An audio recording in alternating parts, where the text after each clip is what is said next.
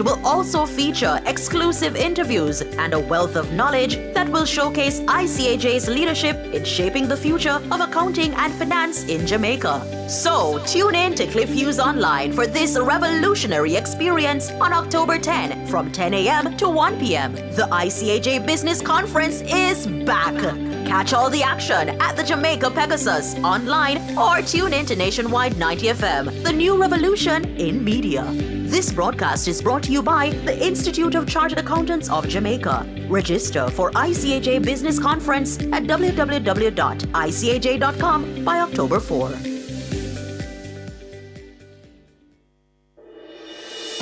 Tune in to Nationwide 90 FM, the new revolution in media. Stay ahead of the curve with our cutting-edge reporting and accurate breaking news coverage. We are having an earthquake.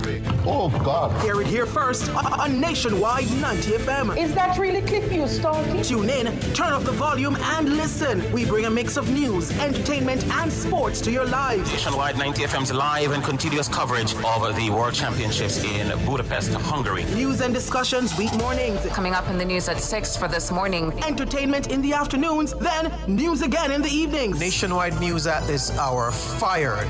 Also, tune in to the entertainment and sports shows in the nights and on the weekends. It is Boy Things After Dark right here on Nationwide 90 FM. Everything is news, from current affairs and entertainment to sports, business, and other categories. Nationwide 90 FM. This is Beanie Man. Give it to them. Zaga, Zen. From every whisper to every commotion. That's rubbish. The KSAMC cannot investigate itself. Was Cliff Hughes really talking like that? Every news story unfolds here first at Nationwide 90 FM, the new revolution in media. Every sound is a story, and every story we share is news.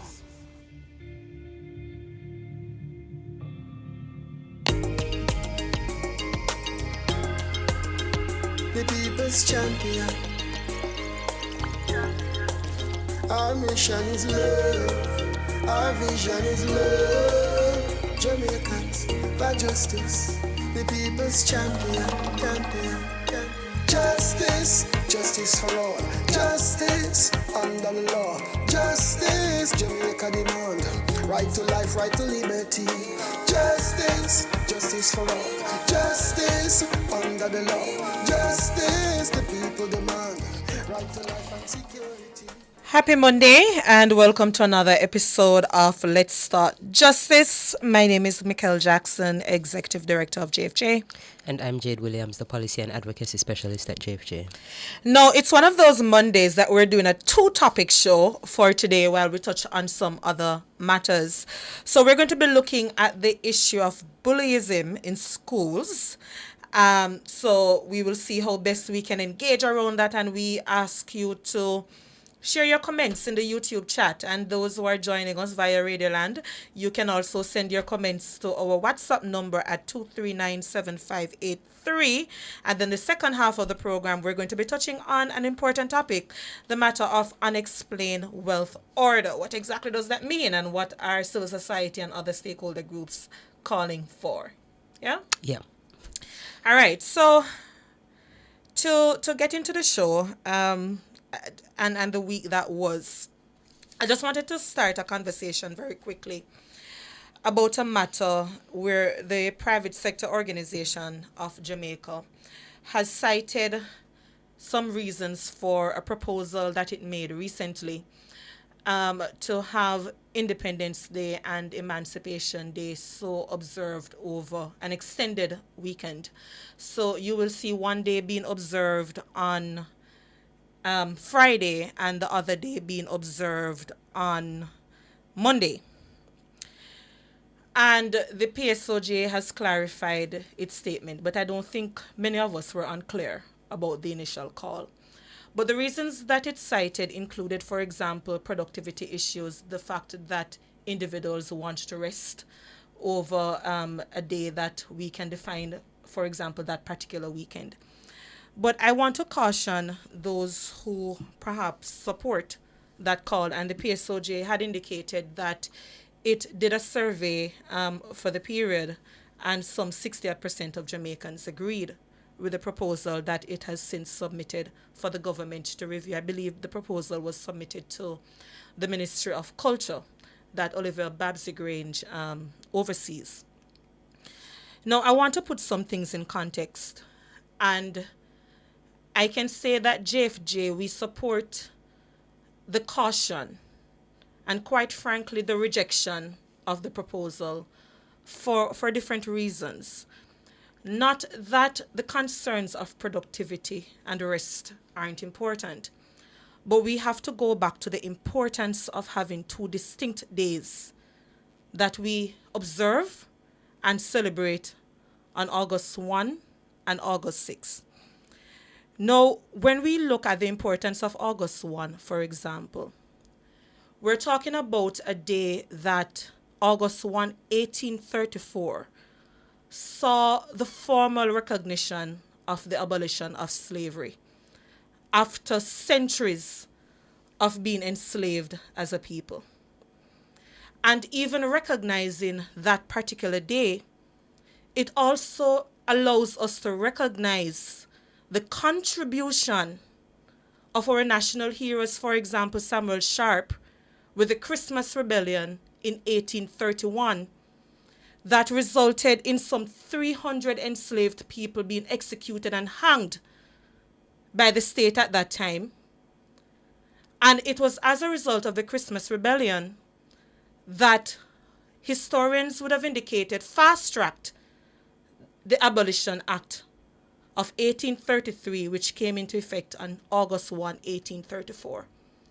August 1 is also very important when you look at what Emancipation Day means. Because when the Abolition of Slavery Act came into effect, it was just those age 6 and under who were freed. Those above age 6 were deemed to be apprentices. So you were being asked to work for 40 hours without pay to get used to freedom. And it wasn't until August 1, 1838 that we saw emancipation coming into effect where we were fully free. And the struggles of our forefathers and foremothers, for example, Paul Bogle in 1865, Morant Bay Rebellion, that saw over 400 blacks at the time being executed by the slaves, by free blacks, my apologies, that contributed towards our self-governance that we formally recognized in 1962 cannot be understated. It cannot. And the fact that a Twitter user, for example, asks a question, what is so significant about August 1, sends a signal that the moment you almost water down these two distinct days is the reason such questions are asked. Why are we putting that in context? We need to get to a stage where we call on the Ministry of Culture to do more, where we recognize the sacrifices of those and how it contributes to even the Charter of Fundamental Rights and Freedoms that we are now being called an inconvenience with some of the crime-fighting measures in this country. So civic education is important, but these days are not to be treated as a rest day, a holiday period, where we go to Negril and we frolic for the weekend. No, these days are so important that we have to be looking at it as a sacred period that we celebrate fulsomely and awesomely, where those who are growing up now can recognize the contribution and the sacrifices of those who came before us. So I think it's something that we have to reject, because it's not a holiday period for us to frolic about. It's not to be seen as just a rest day. Those things are important, which is why we have vacation days for those who are formally employed and so on. But I think it's important that we look at these things when we talk about the conversation of how we celebrate Emancipation Day and Independence Day. So yes, the caution being echoed by Vereen Shepherd, for example. I heard Chief Justice Brian Sykes making a similar call, and certainly the former Prime Minister P.J. Patterson and so on. So it's something for us to seriously reflect on, why we celebrate these particular days, and do we even understand the importance of these days. My caution to the government as it considers the PSOJ's proposal. Yeah. Thank you, Mikkel. Nothing else for the week that was? No, we have many other things, but you would really want to hear more from me, no? Say I don't mind, but we'll go into our right of the day and trivia question for today, actually. So our right of the day today is a Did You Know? And it comes from the Child Care and Protection Act, and it speaks to our duty to report a child that is in need of care and protection. So that is Section 6 of the Child Care and Protection Act. And it states that where it is that you have knowledge that a child is likely to be or is being ill-treated, abandoned, neglected, physically, sexually, so on and so forth, you have an obligation to make a report to the Children's Registry. Now, if it is that this report is not made, it is possible for you to be held liable for missing that obligation. You may have to pay a fine of $500,000 or spend a term of 6 months imprisonment or be subjected to both the term of imprisonment and the fine. Now, for our trivia question for today, we are asking which legislation could be used to address cyberbullying in Jamaica. So if you know the response to that question, which legislation could be used to address cyberbullying in Jamaica, you can respond in the YouTube chat, or you can respond to our WhatsApp at 239-7583 or on our Instagram at JA for Justice. All right, so we're discussing bullyism in school. Jade, lead out for us. Okay, so recently the Ministry of Education conducted a survey. We saw some of the findings being covered by the Director of Safety and Security in Schools at the Ministry of Education, Mr. Richard Troop. But those findings would have indicated that many of those incidents involving students, critical incidents involving students, did not take place on school campuses. Instead, the majority of those incidents would have taken place in that commuting period to and from school, and that the main perpetrators were fellow students. So we have a clip from that. It is important I'm saying this because the greatest threat to our nation's children is not when they are at school, but as they journey to and from school. The critical incidents that we see often in our schools are not necessarily linked to issues at school, but issues that impact negatively on our nation's children. Hurting children will hurt other children. So what about the 45% that did not feel safe and secure at school? Again, this is speaking to the type of critical incidents that would have been occurring in our schools. And colleagues, I want to suggest to you from the data, what the data is saying, the greatest threat to students' safety and security are the students themselves. All right, so that was the Director of Safety and Security in Schools, Mr. Richard Troop, and we'll continue to hear from him as he discusses the findings that came from that survey. But another important finding was that bullying would have emerged as a major theme fueling these critical incidents. Bullying represents the greatest threat to students' safety and security on and off campus. I say on and off campus because the fights that would normally take place at school are now taking place off campus. The reports of bullying is 1.2% higher in primary school. Some other scary data. Bullying is highest in all boys school, 45.2%, followed by co-ed school, 40.2%, but lowest in all female school, 27.8%. But even then, there was a time when all female schools, this was like non-existent. We're seeing now bullying, being a major growing feature, an emerging concern, even among our all-girls schools. So, and by the way, I think we should acknowledge we took those clips from Nationwide. Yes, we don't want to be sued. So I just want to be very clear to the Nationwide producers who are listening to the podcast that we borrowed the clips from your news broadcast. So I think we're part of the Nationwide family, so I hope we won't get into too much trouble. For sure. But we're going to take a quick break, and when we come back, we will hear a little bit more from Mr. Troop, and then we'll discuss some of the things that we've heard.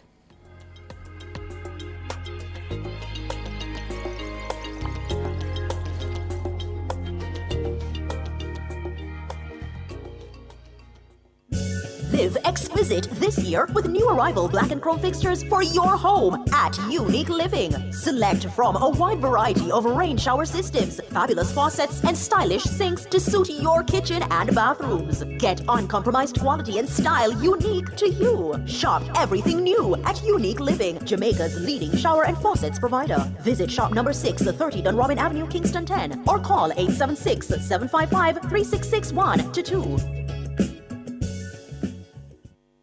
Are you ready to turn your sales and marketing skills into high earnings? Nationwide 90 FM is searching for business development executives to build lasting client relationships. If you have experience across all stages of the sales cycle and possess strong communication, negotiation, and time management skills with a proven sales track record, this opportunity is perfect for you. Join our team and work with the top corporate brands, media agencies, and of course, our on-air personalities. Enjoy networking opportunities, professional growth, and competitive commissions. Ready to take the next step? Send your resume to hr@nationwidenewsnetwork.com today.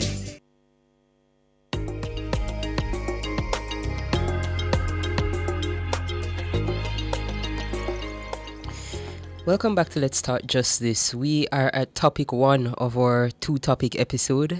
So we're currently discussing bullyism and the increased number of critical incidents in schools. Now, before the break, we were hearing from Richard Troops, Director of Safety and Security in Schools at the Ministry of Education. And he was speaking to some of the findings coming from a survey that they conducted across 300 schools in Jamaica. Now, one of the things that they also found was that the influence of gangs continues to be a major theme in fueling critical incidents. However, students are unlikely to report knowledge of their peers' involvement in same. 62% of students do not report knowledge of their peers being involved in gang. Another major problem with regards to critical incidents, and a major feature of critical incidents in school is gang-related violence, school-based gangs. Colleagues, I want to make the point when we say that we have to be sure about what happens in the space in and around the school. We know that the presence of gang-related violence. Schools are more vulnerable to gang-related violence in school when within the communities where the schools are located, there is a sustained presence and gang-related activities in these spaces. Right, so that was Mr. Richard Troop, Director of Safety and Security in Schools at the Ministry of Education. So having heard all of that, Mikhail, I think the first thing that came out to me was hurting children hurt children. Yeah. Because I think a lot of times when you talk to guidance counselors, the deans of disciplines, in the schools that are affected by peer violence, in other words, violence amongst each other, you get the sense that these children are also being physically and verbally abused within their communities, within their households. So I don't know how better to say it, because that is what you're getting. And I think, how do you cauterize such an epidemic? Mm-hmm. Because when you look, for example, there was a heartbreaking video on social media where a parent was speaking to a child who I believe was 2 years old. Mm-hmm. And some of the words being spoken to that child, who quite frankly is not even at the age to even understand what the parent is saying, it really gives you an idea of what our children are going through. And then when you experience that, how else would you act at school? Yeah, we had a previous episode that spoke to corporal punishment and the effect of, using violence as a disciplinary measure. Mm-hmm. And the specialist that we had on at the time, Professor Anthony Clayton, yes, spoke to the fact that these effects can be severe, like long-term psychological effects, but also that they've seen a trend where these experiences of violence fuel children to commit acts of violence against each other. And it's part of it is about their response. So some of it is PTSD, some of it is other psychological issues. Buried anger for sure. They have. But it's also not being taught how to respond to a situation that is upsetting, because when you are responded to When somebody's upset with you, they respond with violence. Yeah. You know, so you kind of emulate that behavior going forward. And so it's violence being perpetrated against them. But also the other side of it, within these households, you have high levels of intimate partner violence, domestic violence between the parents. Yes. So, and I think we can make reference to the UNICEF report some years ago, which is alarming. 6 out of 10 children experience bullyism in school. Yes. There was another video on social media. I tell you, I cringed watching it. That was the one with the little boy recently who was being physically assaulted by the other student. Yes. And thankfully another child intervened. But for a minute there or two, so many children are just watching. Yes. You know, so I know you and the team, Nicholas and the others, have been out within the schools doing conflict resolution. And by the way, just so the listeners, the trainings or the sessions that we've been having, the school interventions, I don't need to name it nicely too. The school interventions that the JFJ team has been a part of. Yes. What are some of the topics that you touch on for children to understand their own role in the process to reducing what I am calling an epidemic? You know, we try to go through a very step-by-step approach. So first we say, okay, you have a right to feel safe and to feel protected.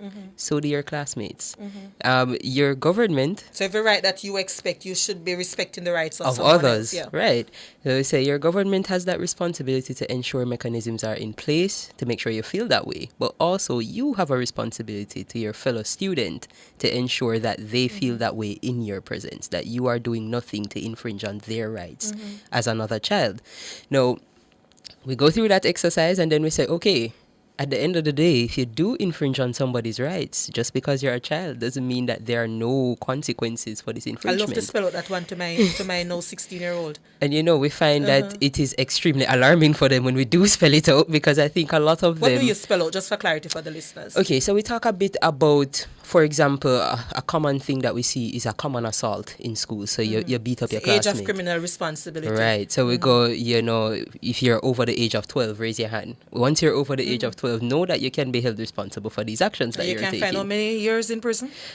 For common assault, minimum 3 years. And it goes up and up and up. We even talk to them about, you know, carrying the... No, finish it. and if it's more than common assault, how long you can get? Between age 12 and under 14? 15 years. No, up to 25. It depends on... Well, it depends on the offense exactly in which they're speaking. I want the parents to hear listening to you. And if a child is 14 years and older, how many years I can get up again? To life imprisonment. Yeah. Yeah, that's your maximum, depending on the offense that you have committed. Well, life imprisonment is the max. yeah. Okay, so you break down those things for the children. And what is their response when they hear that, listen, common assault, I can get up to 3 years, but if there's breaking of bones and blood spewing and so on, I don't remember what you call that particular offense. Grievous bodily... yes. Assault occasioning bodily harm. And you can get up to life imprisonment for that. So when you break down these things to the children, what is their response? I think before I tell them that they can also be held in an adult correctional facility, they're pretty calm. Once it is that they're aware that these consequences are not just child consequences, that you can be held in this adult correctional facility, that you can be facing these serious consequences, the perspective changes immediately. Then you start to hear the question, so if I have this in my bag, is that an offense? And you're like, yes, it is like an the offense. Knife and so those on. little ratchet things that you're carrying around, they're offenses. They start to ask me, oh, but what if I have a scissors? I'm like, what condition is the scissors in? You're not doing art and craft. You have to be, exactly, you would have to explain that it is for a legitimate reason. If your scissors is in half, it clearly cannot be being used for arts and craft. Comb and so on. Exactly. Yeah. So we speak to them about these kinds of things. The teachers are always very appreciative. Because they have found, some of the times you go and you get the reports of like increased number of violent incidents, you know, they've had to suspend a few students for carrying offensive weapons. So you want to get them to understand what those consequences are. And you know, the schools have been so gracious, I can tell you, with the little resources that they have. I see news commentator asking, what do you do? for some of the teachers. And the response from the government, I think some of it, they've been doing well to some extent, but it needs improvement. For example, the ratio of guidance counselors to school. It is unacceptable that you have schools, because it's not just the bullyism among and within the students themselves. It's other psychosocial matters that our children are going through. And you have one guidance counselor, Monday, Tuesday, you're at this particular school. Wednesday, Thursday, you're going to another one. And then it's like you're on a roster system because you don't have enough guidance counselors. You don't have enough social workers to deal with some of the underlying issues affecting our children. But some schools, I must say, their responses have been phenomenal, where the deans of disciplines, they have gone above and beyond. I know some schools, they have established mentorship programs. So somebody who graduated from the school that may be on TV or whatever, they bring them back to talk to the children. So many good initiatives, but unfortunately, what is saying your grandmother would say, you take your hand, make fashion. That is what the schools are. You don't know, JD. I really don't know. But you find these things happening in the schools, and some of them have been calling JFJ to support, and I know the Ministry of Justice, they're also out supporting, supported by the Ministry of Education, I believe, doing the restorative justice program and so on. Yes. So for the listeners, what is that program about, and the child diversion? All right. So they are both about trying to keep children out of a formal court or judicial or police-related matter. And when you go through the restorative justice, it is with you and the other person. You have a conflict with each other, and you're essentially trying to come to a satisfactory conclusion for you both. It's not the same as mediation because it tends to be a more contentious issue than those that are represented in mediation, but it is a similar concept where you are sitting down to discuss the issues that you have and seeing how best those issues can be resolved for the well-being of both parties. So it's basically like a community-based conflict resolution system. Absolutely. But it needs to be more, I know Minister Chucky has been asking for greater resources, but I think more needs to be done where street theatre, for example, you look at acting and so on through the assistance of the JCDC, I think it I do needs think the interventions can be extended. But certainly the knowledge I have found of the restorative justice program in particular has been wide. Where I find the difference is the child diversion program, which for our listeners is similarly a program that would take the child out of the court system, but this program is triggered when the child has been charged or there is essentially a prima facie case, a real case. Or at risk of being charged, because the police can give a caution to that child to say, Exactly. behave yourself, little boy or little girl. Exactly. Don't do X, Y, and Z. I'm going to give you a stern warning. And if your name get caught up again at this particular police station, listen, this is the risk that you stand. Absolutely. A caution. Absolutely. Yes, so it is in those situations where the child can be placed on diversion. Now, this involves assessment at the child diversion office to understand what are the challenges that have brought the child to be in conflict with the law, whether they're at home, psychological, emotional, financial. And once that assessment is done, an individualized program is created for the child, and the child would go through this program. If the child is successful, by the end, all charges or potential charges are discharged, and the child is able to continue with their life as normal. Unfortunately, if they don't finish the program, they will be charged as normal and continue into the criminal justice system. I think that the knowledge of that program could be extended, especially amongst the stakeholders who are intended to implement it. But the parents need to be aware. And I think, as you were talking, Jade, I want to be very clear. The child diversion program is not an excuse to say, listen, the child not behaving well, so therefore, let me excuse bad behavior. It includes interventions to ensure that the child's behavior changes. Yes, and I think I should be clear that the child diversion program is not just up to the perpetrator.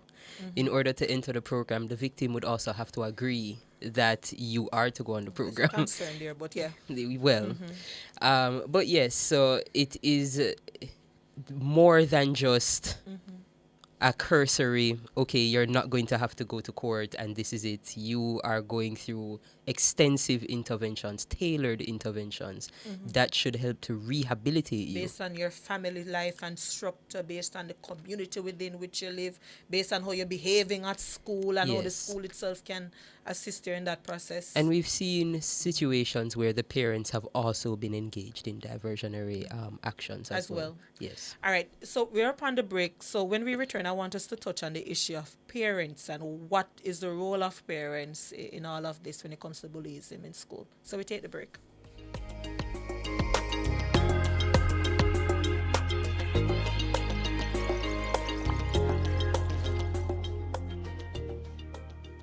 You ever hear Earthquake call and say, "Hello, Miss Lee, yes, it's me, Earthquake, I coming Tuesday around 10? No, sir. Earthquake does arrive unannounced, and when it come, it shake all sense and sensibility out of we. Remain calm, stay inside, and do the DCH. Drop, cover, hold on. Once the shaking starts, you know it's earthquake. Make a quick move to a safe place. Don't run to the door, we are in the exit. Stairs might broke up or full of people. Elevator, avoid that, because you might get in and poof, power gone, and you're stuck in that box without ear. Drop, cover, hold on. A message from the Office of Disaster Preparedness and Emergency Management. Register for one of the premier events of the Chartered Accountants Week 2024, the ICAJ Business Conference. That's right, the conference is set for October 10, 2024 at the Jamaica Pegasus Hotel and online. This year's theme, Reimagining the Future, Integrity, Innovation and Impact, will provide business and accounting professionals with modern strategies for today's economy. Tune in to Cliff Hughes Online on Nationwide 90 FM from 10 a.m. to 1 p.m. for key discussions, insightful information on the role of AI in accounting and more. The broadcast will also feature exclusive interviews and a wealth of knowledge that will showcase ICAJ's leadership in shaping the future of accounting and finance in Jamaica. So tune in to Cliff Hughes Online for this revolutionary experience on October 10 from 10 a.m. to 1 p.m. The ICAJ Business Conference is back. Catch all the action at the Jamaica Pegasus online or tune in to Nationwide 90 FM, the new revolution in media. This broadcast is brought to you by the Institute of Chartered Accountants of Jamaica. Register for ICAJ Business Conference at www.icaj.com by October 4.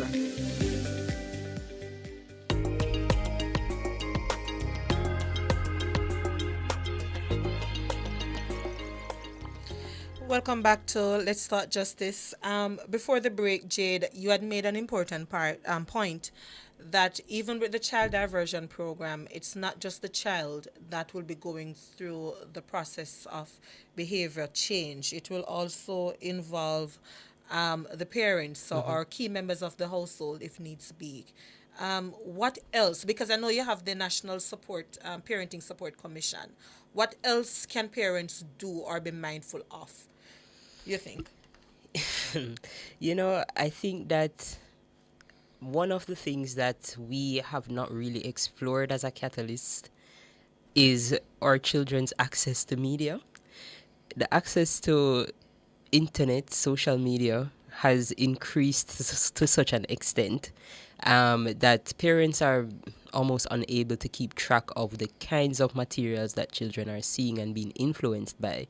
And especially at such a time of easy influence, to have a child on super kinds of forums can lead to an influence outside of your control, outside of your knowledge, that results in this kind of behavior at school. I think also we have to be mindful of the kinds of persons with whom we leave our children. Unfortunately, one of the things that we saw children being diverted from quite heavily in the data was sexual offenses. And that indicates to me a certain level of early sexual debut for these children who are between the ages of 12 and 17. For them to be committing sexual offenses at those ages, what would have been... And most of which seems to be boyfriend and girlfriend sex underage. Well, for the sex with a person under 16, but we did see representation of some more serious offenses. So in that case, we would want to explore what it is that is happening in those environments that would influence that kind of future behavior. So I think... To add to your point, it's a couple of things I would want to put in perspective as well. For parents, just be careful how you talk to your children, the language that we use, because you find that the children will basically be mimicking what we're doing. When they go within the school environments. I think we're terrorizing our children as parents with how we speak to them, the language that we use.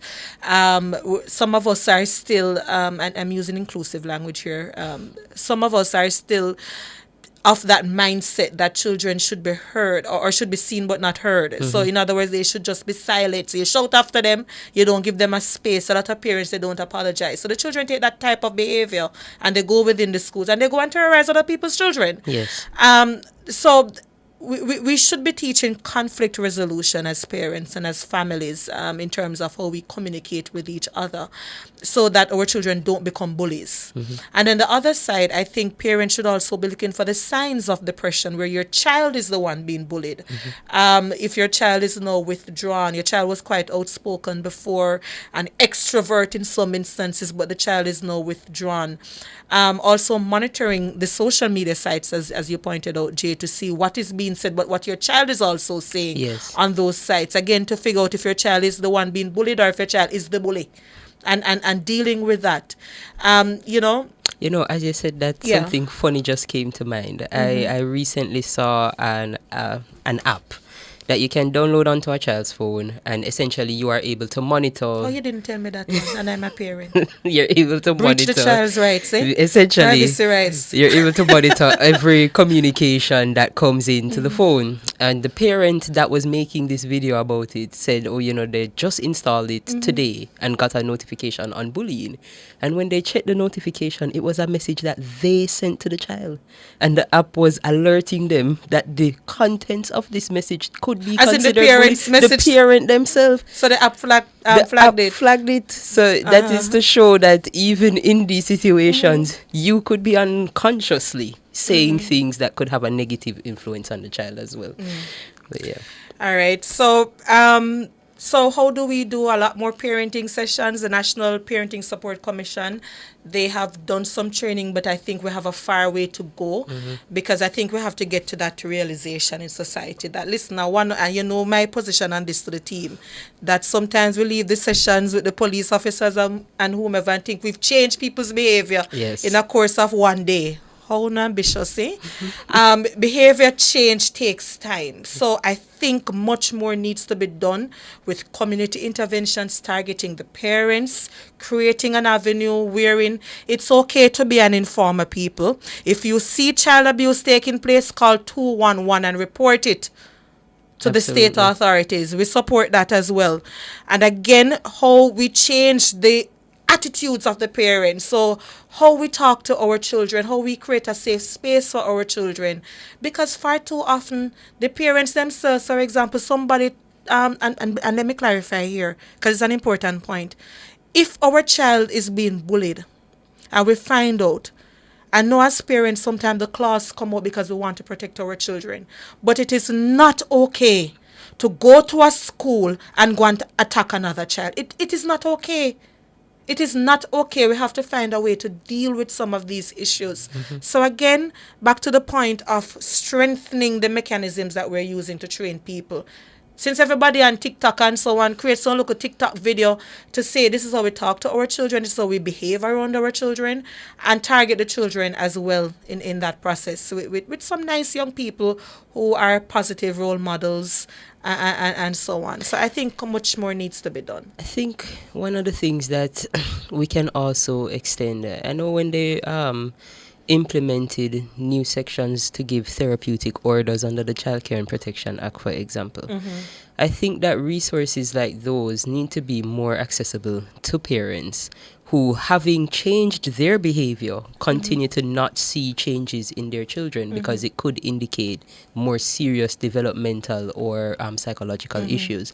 But the access to diagnosis and to medication, and that is so difficult. We could use some extension of resources related to those kinds of access for parents as well. And as a news commentator in the chat saying that even her child knows what is bullying and so on. So teach our children to be more tolerant of diverse views. Yes. So sometimes we use some language I can't say them on here talking about other people whose difference, who may have a different choice of life than we do. So teach our children, to accept diverse views and opinions. You don't have to accept people's lifestyle, that's what I'm saying. Yes. But the language that we use to chastise others and so on, and if me see this a person, them I got dead, we need to stop talking like that. It too much anger in society. Yeah? For sure. We have 2 minutes before we take an early break, or we can go ahead, Damien? Because George Overton is coming on from the Crime Monitoring Oversight Committee. He's now the chair. Lloyd Distant is no longer coming on. Commander George Overton, my apologies, will be talking about the matter of the Unexplained Wealth Order and what the stakeholders are saying there. But before we move on, Jade, listeners, I just want to touch on a few matters very quickly. Before Mr. Overton comes on, there have been reports around the state of court facilities across the island. The deplorable conditions. Several clerks of the courts have come forward about poor air ventilation, the fact that there are not even good bathroom facilities for people to work in, and I can't wait for the Occupational Safety and Health Act to actually be passed. I heard the Minister of Labour, Pernell Charles Jr., making reference some weeks ago that OSHA is going to be fast-tracked. By the way, this piece of legislation is perhaps 2 decades out. Yes. This will ensure that some of the labor rights that we have, they are so advanced in keeping with good international standards. But this touches on it because we're talking about access to justice and realization of people's rights. But even those who are expected to administer justice, they are in poor working conditions. The government must do better. I heard the Minister of Justice saying, for example, which quite frankly, respectfully, Minister Chuck, I believe that the response is a little bit of passing the buck. Because the minister was saying that the Ministry of Justice is responsible for capital expenditure to fix the rehabilitation. But it's the Court Administration Division that reports to the Chief Justice that is responsible for the routine maintenance. And I believe it's a little bit of passing the buck because any practicing attorney, anybody who goes to the courthouses can tell you that even attorneys, they talk about we have a right to question or talk to our attorneys in privacy. But you don't even have the facilities to facilitate a fundamental right like that. So I don't think the Ministry of Justice has been unaware of this. And again, respectfully to Minister Chuck, I believe that the response was a little bit of passing the buck, passing the blame on, without really saying that this is how we're going to be moving forward on this particular issue. Because there's no way employees don't even have good bathroom facilities to use. No way. I wouldn't be staying anywhere that don't have those facilities. Not with all the stress of people, other labor conditions. Job as well, so unacceptable. I believe that response was. So I'm happy that the minister spoke, but I found that the response was just, quite frankly, insufficient. And I'm happy to the attorneys who I've heard speaking about the issue. I heard Saheed Bernard representing Jambar speaking, Valerie Nita, and so on other radio programs speaking and so on. And I think they should speak more because had they not been speaking, perhaps the public wouldn't be aware of how bad it is, the state of justice is. And I think we can't be talking about reducing court backlog and so on alone, but people don't have good place to work. Unacceptably is my opinion, So that was it. And Jade, before we move on, 2 more minutes before Mr. Overton comes on, the matter of the Haitians who landed. Yes. Any perspective from you? Because I've heard that news report coming in is that the 20 Haitians have since been repatriated. Yes, I saw that report shortly before we came on air. I do have some thoughts. I think that this is a matter that we should not still be trying to ventilate after all this time. We've seen many transports of refugees from Haiti to here since 2023. I think we started in 2022 actually. But it is not something that we are unaware of why it is happening. Our government and the international community is aware to such an extent that we would have given our national resources to assist with the situation in Haiti. So we are aware of how detrimental it is. So when it is that persons have left seeking asylum and are not given the opportunity based on the reports that we've seen and information that we've gotten from Freedom Imaginaries, that they're not able to access attorneys. These people don't speak English, so they wouldn't be able to communicate as is under our refugee policy. To communicate that they intend to seek asylum. In order to do that, they would need assistance.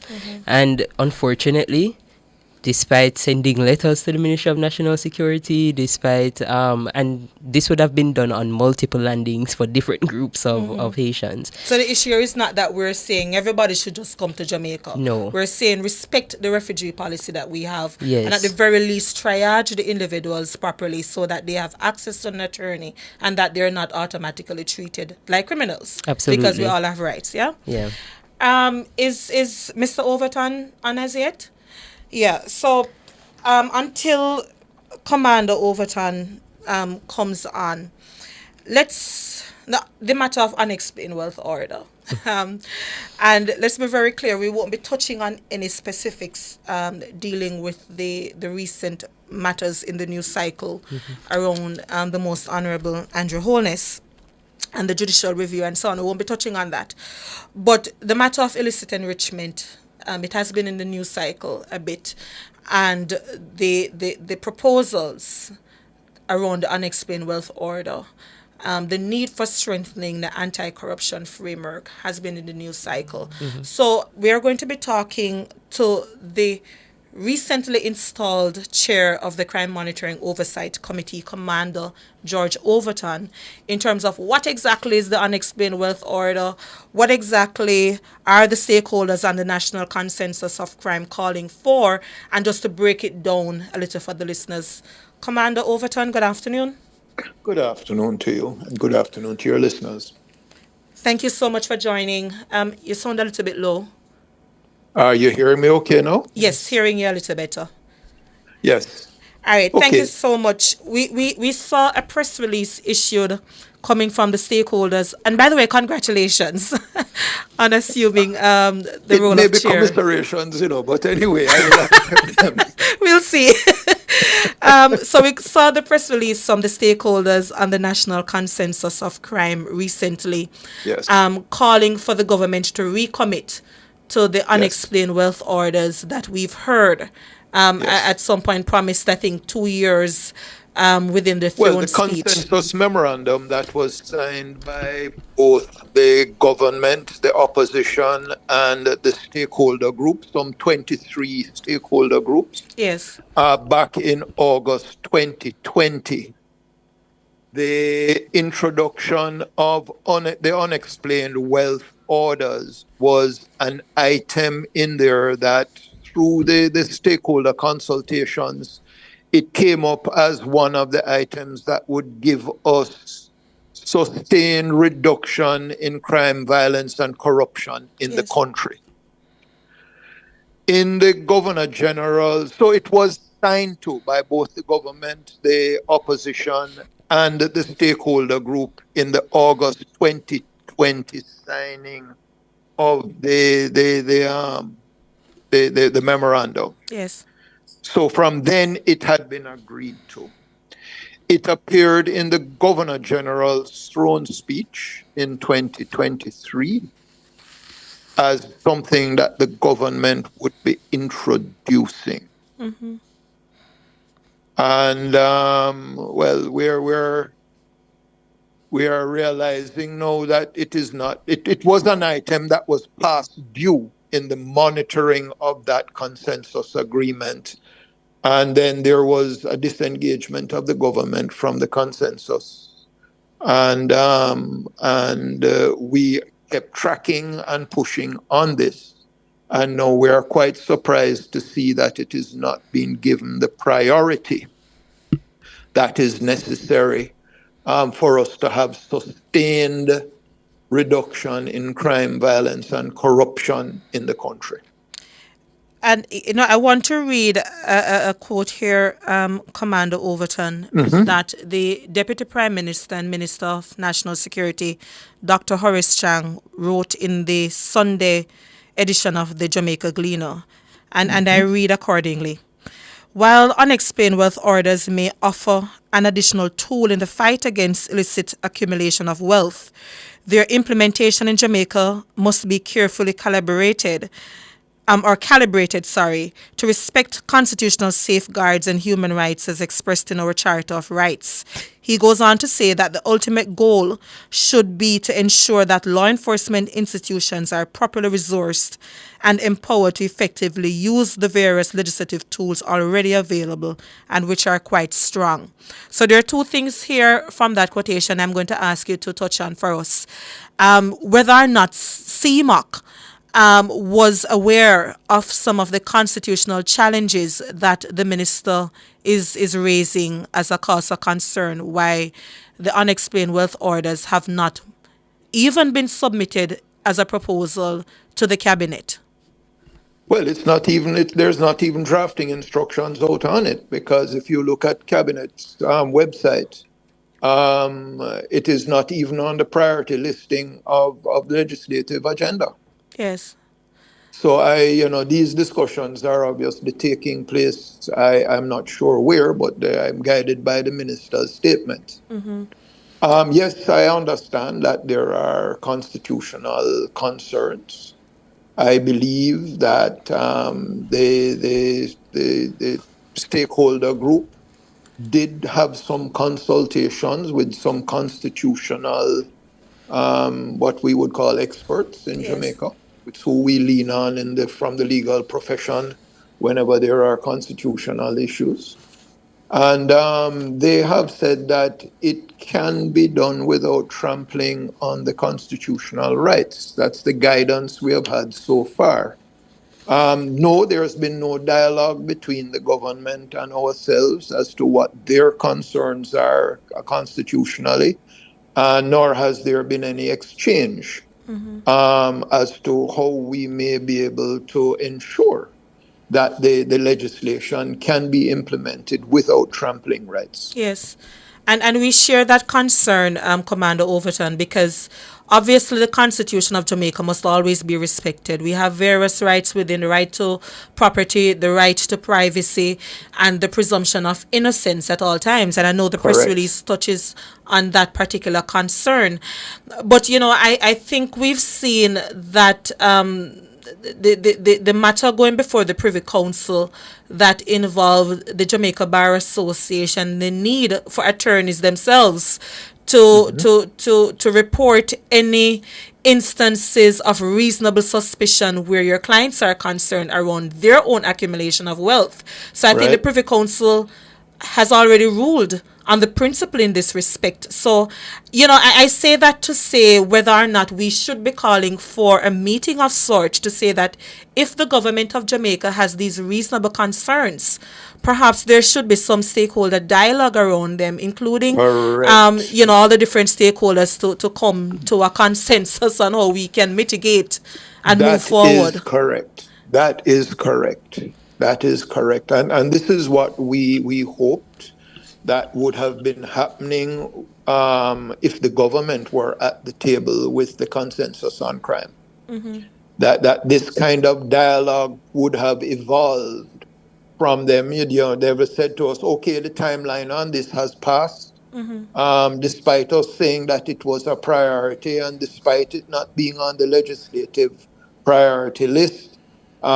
We have the concerns. Let's talk about our concerns. Let's see how we can deal with this matter. Yes. But that has not happened. Yes. Yeah, and thanks so much, Commander, because another concern that the Deputy Prime Minister also raised is that, or caution rather, we already have a lot of tools in the toolkit. But I think the listeners, we can also offer perspective that the illicit enrichment provision, for example, in the Corruption Prevention Act, targets for the most part public officials. Correct. But we know that we operate in a landscape of a lot of scamming and, so many individuals who may be unable to explain their wealth. So the unexplained wealth order goes beyond public officials now to encapsulate those groups. So I don't know what is your position in how we can articulate that perhaps a little bit more effectively as a group of stakeholders as to the necessity for this particular provision. Well, one of the things that we yes, we want to stamp out corruption, but we must remember that crime is also a big business, and we have struggled with this in Jamaica for many years, whether it be drug trafficking, whatever it is, lot of scamming, whatever it is. There has been significant assets accumulated by individuals from these activities. Yes. Now, the challenges that we have had is that, yes, we can go after them with poker, but you have to catch them and have them convicted for the commission of the crime. What if you don't catch them? It stands out to the rest of society that, hey, if you can commit these things and not be caught, yes, you can enjoy the spoils of crime. Yeah. And what this does, it sets a framework that where you are under investigation for something and your assets cannot be explained based on the investigatory work, then you can be called to explain how did this come about. Yes, and that's the investigative tool component. Absolutely Correct. important. Last word from you, Commander Overton. What is the call now being made that you would want to publicly issue? There's a call for dialogue between stakeholder groups in Jamaica and the government as to what are the concerns. Can these concerns be sorted out? Certainly, we need the legal minds, the constitutional professionals who can guide us and say, yes or no, this will work, no, that can't work.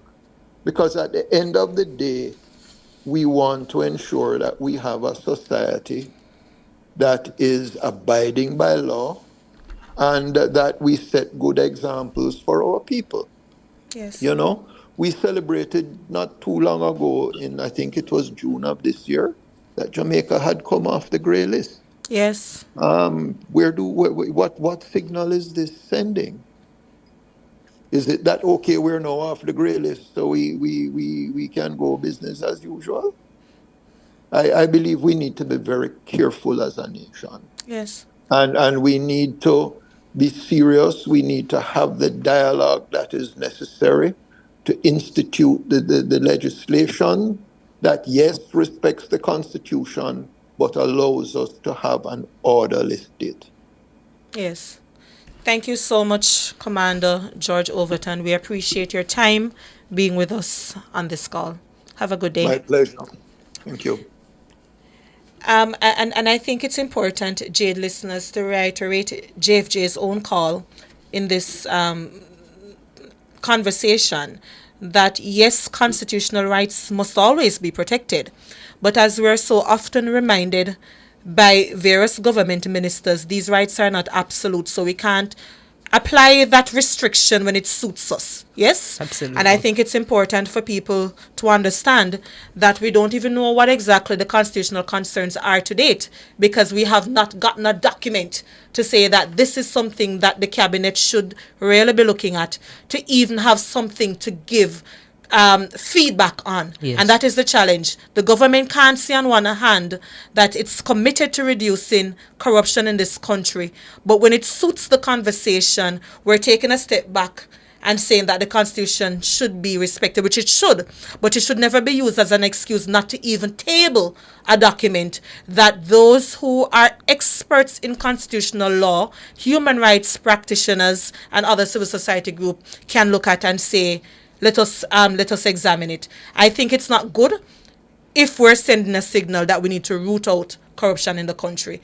Everything must be balanced. Constitutional rights, but so too must the implications of what corruption can be festered in society going forward. So I think we have to be careful what exactly we're seeing and prioritize at least a document, a proposal that people can give some feedback and criticism on.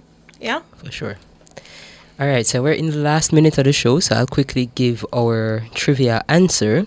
The trivia question was, what piece of legislation could be used to address cyberbullying, which was one of those represented forms of bullying we saw with the children in that survey.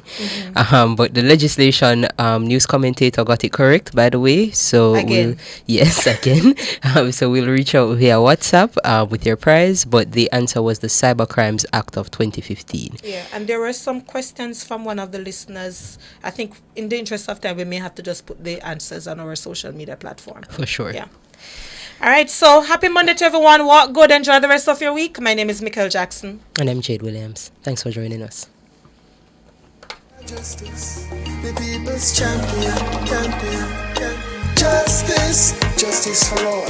Justice under the law. Justice, Jamaica demand. Right to life, right to liberty. Out of many we are one in a Jamaica.